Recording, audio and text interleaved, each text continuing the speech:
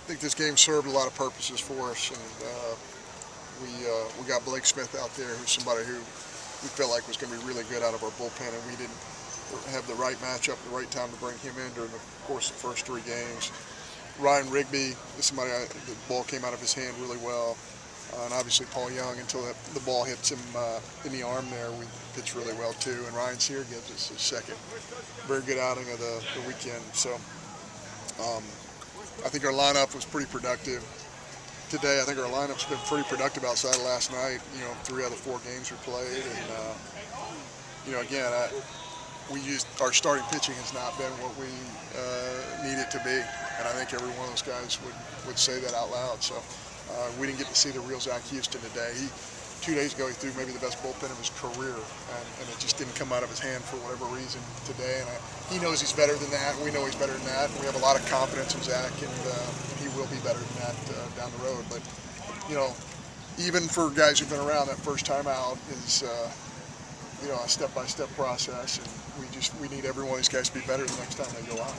What has impressed you most about Jack Kruger so far? Well, we knew when he got here he was going to hit. He has a swing that it's just very difficult for a lot to go wrong, and he'll go through hills and valleys, but he's going to hit because he just has such a simple approach to baseball, and he's a very good defensive catcher also. When he gets his arm back, he's somebody that it gives us some flexibility in our lineup. You think him playing as a freshman at Oregon has kind of helped him transition easier into this? I think you can say the same thing about Nate Lowe. Nate Lowe played Division I baseball as a freshman as well. So those are junior college guys who have already played at the Division I level, and that makes them more attractive, quite frankly, in the recruiting process, because they've been through several of these things before.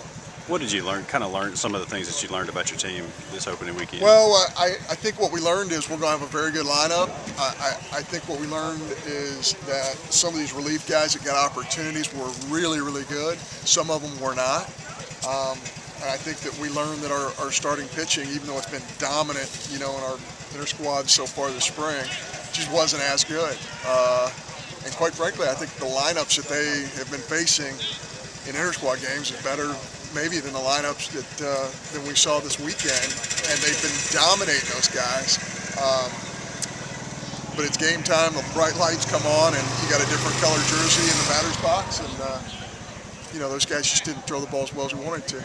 If you look at Sexton, he had really good early on. He commanded it really well and did a great job, but that's not the true Austin Sexton. We didn't get to see the true Dakota Hudson. There were some bright spots on our pitching staff, but that's why you want to play 4 games, because you get 14 different guys on the mound, and you kind of find out a little bit more about your club. Have you seen any long-term effects on that hit that Paul took? Or we're going to find out. The main thing was, he said his arm wasn't hurt. He just couldn't feel. He didn't have feeling in his fingers. So just as a precautionary measure, we got him out of the game and iced him down. I think, knock on wood, I think Paul's going to be just fine. And it's a real shame, because the stuff level that he had and the location he had was pretty darn good before that happened. What do the starting pitchers have to do moving forward? Yeah, I just, we've spent a lot of time analyzing that, even this weekend, and watching a ton of film. And there's no doubt in my mind each one of those guys will be better. Dakota will command it better. I think Sexton will be better. Certainly Daniel Brown needs to be better, and Zach Houston needs to be better. I think all those guys know. We need those guys to come back and be better. But there were some bright spots, especially in our bullpen. I thought some guys came in and did a nice job for us. And, that's really the area that I thought we struggled more anywhere that was in our bullpen a year ago. And I think we have some really good pieces moving forward. Pitching good up and down the lineup. How pleased are you that some of your returning guys played well this weekend offensively, but also some of the new guys to this team? Yeah, Brent Rooker's somebody who's really swung it well.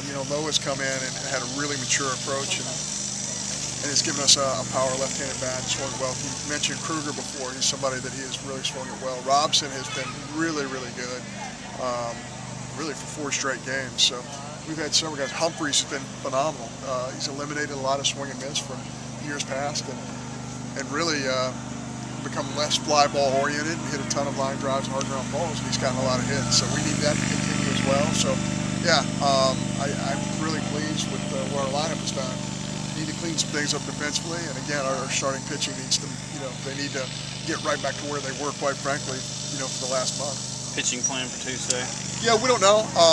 There's a very good chance we might go an inning with 8 or 9 guys in a row, just to get some guys out there. So we'll make that decision probably tonight or tomorrow, and roll with it against a really good Memphis club. I don't know what their score is against Tennessee right now, but very, very good club coming here on Tuesday.